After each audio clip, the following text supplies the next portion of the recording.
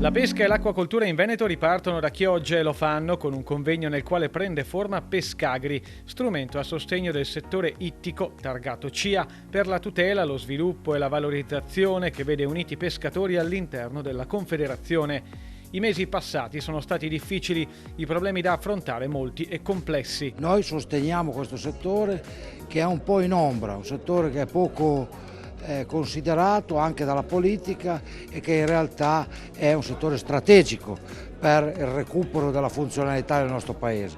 Auspichiamo che nel PNRR la pesca sia considerata tra i settori da innovare, tra i settori da sostenere anche per il valore ambientale che svolge e per il lavoro che produce e che procura a molte persone nelle aree pescori.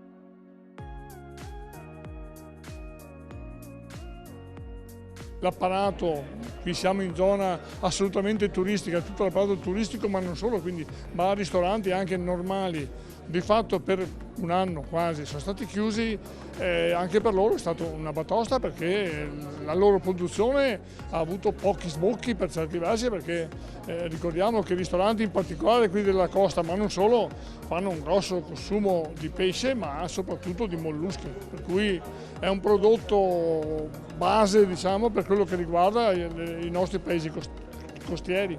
La pesca e di conseguenza il turismo quindi hanno sofferto, ma ora sono pronti a ripartire.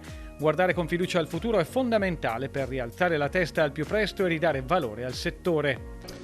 Allora dobbiamo vedere la luce in fondo al tunnel, perché questo vorrebbe dire salvaguardare una delle risorse, uno dei settori fondamentali per l'economia veneta nazionale. Allora mettere in discussione con la riduzione dello sforzo di pesca le imprese di pesca nel Veneto, ma non solo, vuol dire pregiudicare la salvaguardia di un'attività futura. Noi non possiamo chiedere la sostenibilità se non abbiamo in contemporanea anche la salvaguardia dell'impresa. Allora noi come Pescagri ovviamente proveniamo dal mondo agricolo, quindi noi abbiamo nella storia la coltivazione e quindi prima si investe, prima si cura il prodotto e poi lo si raccoglie. Sicuramente questo lo si può fare sia nell'attività di acquacoltura, come lo fanno già le nostre imprese, ma sicuramente anche nel settore pesca. Sono già esperienze anche proprio davanti al mare dove siamo qui oggi, dove c'è un concetto di pesca sostenibile. Quella deve essere la strada, però deve vedere sempre al centro l'impresa.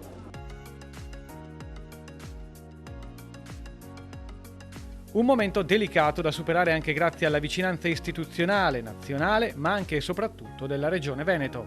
Sicuramente la pesca sta attraversando un momento di estrema delicatezza a fronte delle scelte in sede europea che non stanno aiutando i pescatori, in particolar modo dell'Alto Adriatico, che lamentano la possibilità di poter dare una continuità e un futuro a questo lavoro. Io penso che il pescatore e la pesca siano i primi alleati di una sostenibilità ambientale, perché sono i primi cointeressati ad un mare pescoso, ad un equilibrio tra quello che è l'attività umana e quello che è il lavoro e la possibilità di sviluppo di questa economia. Per noi rappresenta un settore strategico e quindi sosteniamo le istanze dei pescatori con tutte le politiche regionali al riguardo, ma anche in sede politica, perché siamo certi che non bisogna individuare nel pescatore il nemico del mare, ma il grande alleato che può far sì che si generi quell'equilibrio tra sostenibilità ambientale, equilibrio ambientale e lo sviluppo di una risorsa insostituibile da un punto di vista occupazionale, sociale ed economico.